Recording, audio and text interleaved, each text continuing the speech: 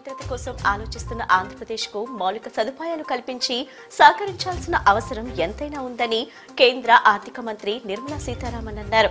ఆహార అనుబంధ food processing యూనిట్ల ఏర్పాటుకు బ్యాంకర్లతో తోడ్పాటు ఇవ్వాలని అన్నారు. భవిష్యత్ రాజధాని అమరావతి నిర్మాణాన్ని భుజాలపై మోస్తున్న ముఖ్యమంత్రి చంద్రబాబును చూసి అంతా గర్వపడాలని కేంద్ర మంత్రి తెలిపారు. ఏపీ జలవనరుల శాఖ మంత్రి నిమ్మల రామానాయుడుతో కర్ణాటక మైనర్ ఇరిగేషన్ మంత్రి ఎన్ఎస్ బోస్ రాజు భేటీ అయ్యారు. పలు అంతర్రాష్ట్ర జలవనరుల అంశాలపై చర్చించిన ఇరు రాష్ట్రాల మంత్రులు తుంగభద్ర డ్యాంకు కొత్త గేట్లు ఏర్పాటుకు ఏపీ ప్రభుత్వం బడ్జెట్లో 54,000 కోట్లు కేటాయించామని మంత్రి నిమ్మల రామానాయుడు తెలిపారు. ఇప్పటికే 20 కోట్లు విడుదల చేసి గేట్ల నిర్మాణ పనులు వేగవంతం చేశామని మంత్రి వివరించారు. భేటీలో ఇరు రాష్ట్రాల ఇరిగేషన్ ఉన్నతాధికారులు పాల్గొన్నారు. మహాత్మా జ్యోతిరావు పులే ఆశయ సాధన కోసమే అధికారంలో ఉన్న కూటమి ప్రభుత్వం నిరంతరం శ్రమిస్తూనే ఉంటామని దివంగత ముఖ్యమంత్రి ఎన్టీ రామారావు స్ఫూర్తితో బడుగు బలహీన వర్గాల అభివృద్ధి కోసం ముఖ్యమంత్రి చంద్రబాబు నాయుడు ఎంతో శ్రమిస్తున్నారని రాష్ట్ర బీసీ శాఖ మంత్రి సవితమ్మ తెలిపారు. రాష్ట్రంలో గురుకుల పాఠశాల అభివృద్ధితో పాటు బీసీ స్టడీ సర్కిల్ ఏర్పాటు చేసి బడుగు బలహీన వర్గాల విద్యార్థులకు సివిల్స్, డిఎస్సి వివిధ పోటీ పరీక్షల్లో వారికి శిక్షణ ఇస్తున్నామని చెప్పారు. నిత్యం తాము ప్రజల సమస్యల స్వీకరణ కొనసాగించడమే కాకుండా ప్రతి శుక్రవారం నాడు ప్రత్యేకంగా ఎమ్మెల్యే కార్యాలయంలో ప్రజల నుంచి విజ్ఞప్తులు, ఫిర్యాదులు తీసుకుంటూ ఉన్నామని ఎమ్మెల్యే బోండవమ్మ తెలిపారు. ప్రజా సమస్యల పరిష్కారానికి వెంటనే చర్యలు తీసుకోవాలని అధికారులను ఆదేశించినట్లు చెప్పారు. కూటమి ప్రభుత్వం ప్రజాప్రభుత్వం అని వివరించారు. గుడివాడ నియోజకవర్గ అభివృద్ధి, ప్రజా సంక్షేమమే లక్ష్యంగా ముందుకు సాగుతున్నానని ఎమ్మెల్యే వెనిగండ్ల రాము అన్నారు. కూటమి పాలనలో నియోజకవర్గంలో మార్పు తీసుకొచ్చేందుకు అన్ని విధాలుగా కృషి చేస్తానన్నారు.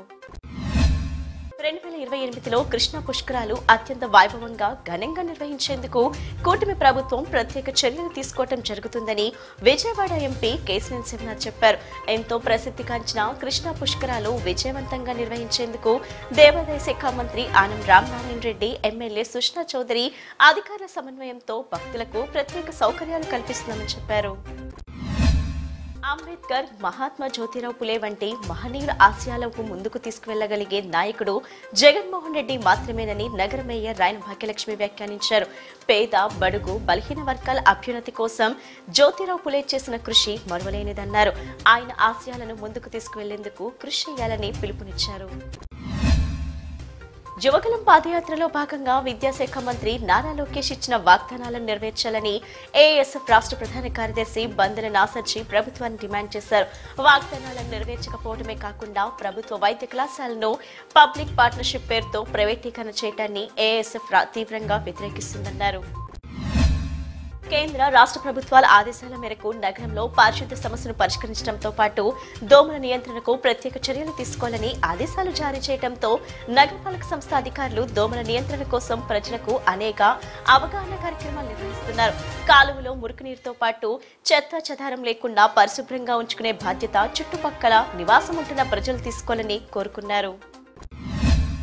పరకామణి కేసులో నిందితుడిగా ఉన్న టీటీడీ మాజీ చైర్మన్ వైవి సుబ్బారెడ్డి ఈ కేసు విచారణ నిమిత్తం నేడు కానూరులోని సిఐడి కార్యాలయంలో విచారణకు హాజరయ్యారు. ఈ విచారణలో సిఐడి చీఫ్ రవిశంకర్ ఐఎన్ఆర్ చేస్తారు. పరకామణి కేసులో ఎవరి ప్రమేయం ఉంది, బ్యాంక్ లావాదేవీలు వంటి వాటిపై ఈ విచారణ సాగనుంది. డిసెంబర్ 2వ తేదీన సిఐడి అధికారులు కోర్టుకు నివేదిక సమర్పిస్తారు. దీంతో పరకామణి చోరీ కేసు క్లైమాక్స్ కు చేరుకున్నట్లే కనిపిస్తుంది. సిఐడి కార్యాలయం వద్దకు భారీగా వైసీపీ శ్రేణులు చేరుకున్నారు. విజయవాడ నగరపాలక సంస్థ అధికారులు తీరు వల్ల నగరపాలక సంస్థ పరువు బెజవాడ రోడ్డుపైన పడేశారు. ఓ మహిళా పారిశుద్ధ్య ఉద్యోగి పట్ల కార్పొరేషన్ అధికారులు నిర్లక్ష్యంగా వ్యవహరించడంతో పాటు గత 8 నెలల నుండి జీతం ఇవ్వకుండా ఒంటరి మహిళలను తీవ్ర ఇబ్బందులకు గురిచేస్తున్నారని ఏఐటీయూసీ మున్సిపల్ వర్కర్స్ యూనియన్ ప్రధాన కార్యదర్శి రాజా ఆవేదన వ్యక్తం చేశారు.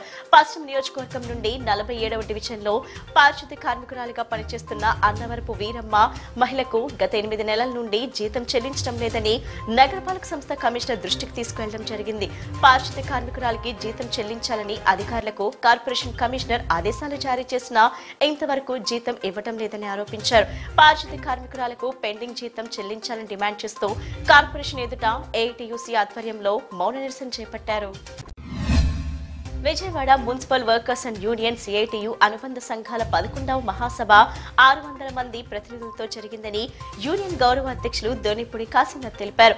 కొత్త కమిటీకి అధ్యక్షుడిగా ప్రవీణ్ ని ఎన్నుకున్నట్లు చెప్పారు. ఈ సభలో పలు కార్మిక సమస్యలపై చర్చించినట్లు తెలిపారు. వీటిలో ముఖ్యంగా నగరపాలక సంస్థలో కార్మికులపై అధిక పనిభారం తగ్గించాలని, పార్క్ సెక్షన్ కార్మికుల సమస్య పరిష్కరించాలని, వాటర్ సప్లై శాఖలో ప్రతి సర్కిల్ కి 50 మంది కొత్త కార్మికులను తీసుకోవాలని నిర్ణయించినట్లు చెప్పారు. ప్రభుత్వం ఎన్నికల ముందు చెప్పిన విధంగా 12వ పీఆర్సీ తక్షణమే అమలు చేయాలని డిమాండ్ చేశారు. సభలో 16 తీర్మానాలు ఆమోదం తెలిపినట్లు వివరించారు. 40 ఏళ్లుగా దుర్గమ్మ సేవలో తరిస్తున్నట్లు ఆరెళ్ల రాము గురుభవాని తెలిపారు. ప్రతి ఏటా వందలాది మందితో భవానీ మాలలు ధరింపచేస్తున్నామని తెలిపారు. విజయవాడ నగరంలోనే కాక పొరుగు ప్రాంతాల్లో సైతం భవానీ భక్తులతో పూజా కార్యక్రమాలు జరిపిస్తున్నామని వివరించారు. బందర్ రోడ్లోని వేగా జ్యువెలర్స్ లో వేగా భారత్ ఇన్ స్టోర్ ఎగ్జిబిషన్ ఏర్పాటు చేశారు. ఈ ఎగ్జిబిషన్ లో అధునాతన బంగారు, వజ్రాభరణాలను ప్రదర్శనకు ఉంచారు. ఈ సందర్భంగా ఈ నెల 28 నుంచి డిసెంబర్ 2వ తేదీ వరకు ఖాతాదారుల కోసం ప్రత్యేక ఆఫర్లను ప్రకటించారు. మేకింగ్ ఛార్జీలు, మజూరీ, తరుగుపై ప్రత్యేక ఆఫర్లను ప్రకటించారు. ఈ ఆఫర్లను సద్వినియోగం చేసుకోవాలని mega jewellers Vijayawada store manager Kiran తెలిపారు.